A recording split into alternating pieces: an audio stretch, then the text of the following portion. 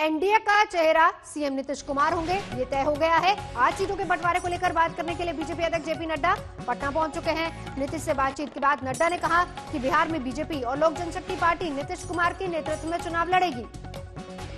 हालांकि अभी यह साफ नहीं हो पाया है कि सीटों के बंटवारे को लेकर नड्डा और नीतीश में क्या बात हुई है। सीटों का पेच सुलझा है या फिर नहीं, ये भी अभी तक साफ नहीं हो पाया है। और इस बीच बिहार के डिप्टी सीएम सुशील मोदी ने कहा है कि सुशांत और कंगना मुद्दा बिहार चुनाव में नहीं होगा।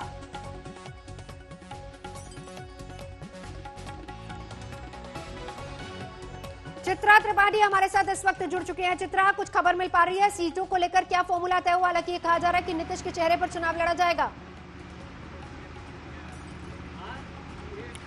देखिए, बिल्कुल नीतीश कुमार के चेहरे पर चुनाव लड़ा जाएगा, ये तो खुद बीजेपी के राष्ट्रीय अध्यक्ष जेपी नड्डा की ओर से स्पष्ट कर दिया गया है। लेकिन आपको बता दें फॉर्मूला क्या होगा, इसको लेकर अभी पेच फंसा हुआ है। माना जा रहा है एलजेपी को लेकर उसको कितनी सीटें दी जाए, इसको लेकर पेच फंसा हुआ है। बीजेपी तो संतुष्ट करना चाहते हैं, लेकिन नीतीश कुमार कुछ आंकड़े ऐसे हैं जिसको देने को तैयार नहीं है। इसी वजह से कुल मिलाकर एलजेपी पर पेच फंसा हुआ है। माना ये जा रहा है कि एक बार फिर से बैठक होगी और उसके बाद फॉर्मूला क्या होगा ये स्पष्ट हो पाएगा। लेकिन अपने आप में बेहद दिलचस्प है।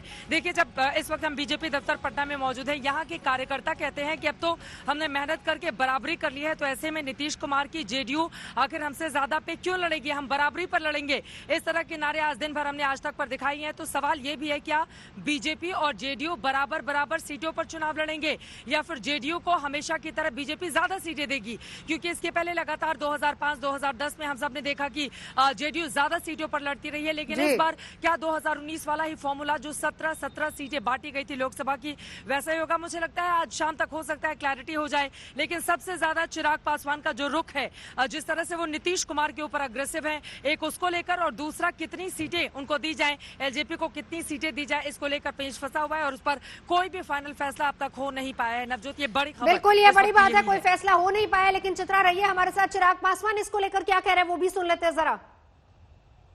जेपी नड्डा नीतीश कुमार से मिल रहे हैं, अलायंस पार्टनर हैं। आपको क्या लगता है आपकी पार्टी से कब ऐसी मुलाकात होगी? अब ये तो वही बताएंगे कब मुलाकात होगी। हैविंग सेड दैट, मुलाकातें हो रही हैं। भारतीय जनता पार्टी के राष्ट्रीय अध्यक्ष जेपी नड्डा जी से मेरी कई बार मुलाकात हुई।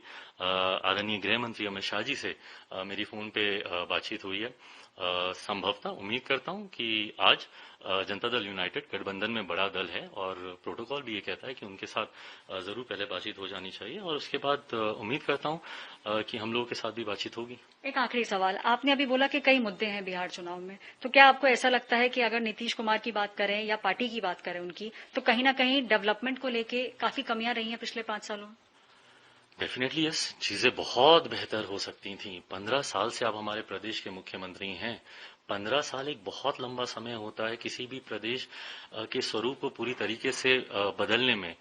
आज भी अगर मेरे बच्चों को कोटा जाना पड़ता है पढ़ने के लिए तो ये मेरे लिए चिंता का विषय है। आज भी अगर मेरे साथियों को, बिहारियों को दिल्ली जाना पड़ता है, पंजाब जाना पड़ता है, महाराष्ट्र जाना पड़ता है रोजगार के लिए, मेरे लिए चिंता का विषय है। पढ़े लिखे लड़कों को आईटी जॉब्स के लिए अगर दूसरे प्रदेश जाना पड़ता है, मेरे लिए चिंता का विषय है। तो चीजें जितनी हो सकती थी वो नहीं हुई हैं और ये इशू है हमारे प्रदेश में।